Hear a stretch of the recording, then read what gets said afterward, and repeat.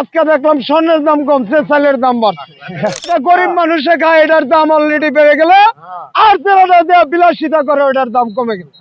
দেখছেন সমীকরণ, স্বর্ণের দাম কমছে, চালের দাম বাড়ছে। এদের বেতন কে দেয়? আমাদের গ্রামের পয়সা শোষণ করে তাদের বেতন দেয়, তারা মাসের পর মাস আন্দোলন করে। আমরা কিন্তু সামনে সবকিছুর হিসাব নিব।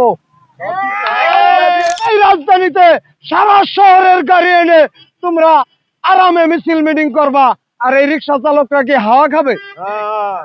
কথা বলে হাওয়া খাবে? একটা কালকে শুক্রবার একটা জায়গায় যাওয়া গেছে না, ওরা সারা দেশের গাড়ি নিয়ে আসছে, কোন ধরনের ডিসিপ্লিন নাই এই গাড়িতে। চালকরা যেখানে খুশি এখানে ঢুকাই দিতেছে, যেমনে খুশি এমনি মোড় নিয়ে পুরা রাজধানীতে এমন একটা বিঘ্ন পরিস্থিতি তৈরি করা হয়েছে, এই ভাগে রিক্সা চালকদের অবস্থা শেষ। ওই আন্দোলনে কিন্তু রিক্সা চালকদের একটি কথাও বলা হয়নি, অথচ মাইকিং করা হয়েছে রিক্সা দিয়া। তা আমি বলবো, এই শহরে এই সোহরাওয়ার্দী উদ্যানে আন্দোলনকারীরা অনুমতি নেওয়ার আগে অবশ্যই ডিসিপ্লিনটারি ঠিক করতে হবে, যে রাজধানীতে যেভাবে যানজট না লাগে, আমার রিক্সা চালকেরা যেন কষ্ট না পায়। আমার রিক্সা চালক কষ্ট পাবে, আর সোহরাওয়ার্দী উদ্যানে জনসভা করবে, আর গাড়ি দিয়ে সব রাস্তা বন্ধ করে রাখবে, এই নকশা এখনো হইতে দেওয়া হবে না। কারণ আমরা আর সহ্য করতে পারতাছি না। এখন জিনিসপাতির দাম আপনারা জানেন যে চালের বাজারে হইতেছে লঙ্কা কাণ্ড। চালের বাজারে কি লঙ্কা কাণ্ড। আজকে দেখলাম স্বর্ণের দাম কমছে, চালের দাম বাড়ছে। দেখছেন সমীকরণ, স্বর্ণের দাম কমছে, চালের দাম বাড়ছে। যেটা গরিব মানুষে খায় এটার দাম অলরেডি বেড়ে গেল, আর যারা দেওয়া বিলাসিতা করে ওটার দাম কমে গেল।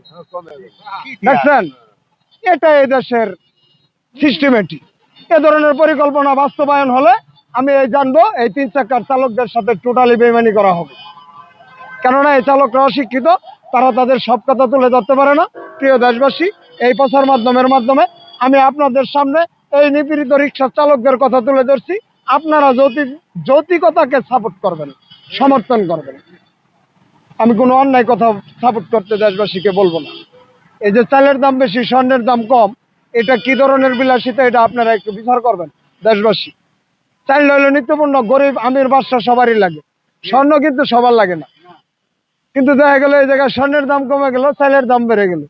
তার মানে আমাদের শোষণ করার যে রাস্তা, এগুলো সব অলরেডি কমপ্লিট হয়ে গেছে। এবার আবার নতুন নাটক, যে আগামী বছর যাতে আমরা দুর্ভিক্ষে পড়তে পারি, এর জন্য এনবিআর দিয়ে একটা নাটক সাজানো হয়েছে। এই যে এনবিআর কলম বিরতি এখন নাকি আন্দোলনেই লাগছে। তো এনবিআর যদি এভাবে আন্দোলন করে, দেশের অর্থনীতি কোথায় যাবে? এটা আমি দেশবাসীর কাছে প্রশ্ন করলাম। এই এনবিআর গত 54 বছরে একটি শব্দ করেনি। রাজস্ব বোর্ডে যা কিছু আছে এরা ঠিক মতো ভাগ করে খাইছে। এই সদস্যদের ব্যাংক ব্যালেন্স হিসাব করলে দুর্নীতির যে মহা একটা বাজেট ওদের গেছে, এটা বেরিয়ে আসবে। কিন্তু ওইদিকে কেউ খোঁজ না নিয়ে ওদের আন্দোলন ঢালাও ভাবে প্রচার করতেছে। সকালে উঠলেই শুনি এনবিআর এর বিরোধী, এনবিআর এর অবরোধ, এনবিআর এর কলম বিরতি। দেশের অর্থনীতির অবস্থা কি? প্রিয় দেশবাসী, এদের বেতন কে দেয়? এদের বেতন কে দেয়? আমাদের গ্রামের পয়সা শোষণ করে তাদের বেতন দেয়, তারা মাসের পর মাস আন্দোলন করে। আমরা কিন্তু সামনে সবকিছুর হিসাব নিব, সবকিছুর হিসাব নেওয়া হবে। সচিবালয়ের আন্দোলন হবে না। 54 বছরের হিসাব না দিয়ে আর যেতে পারবে না, আর ফাঁকি কখনো দিতে পারবে না।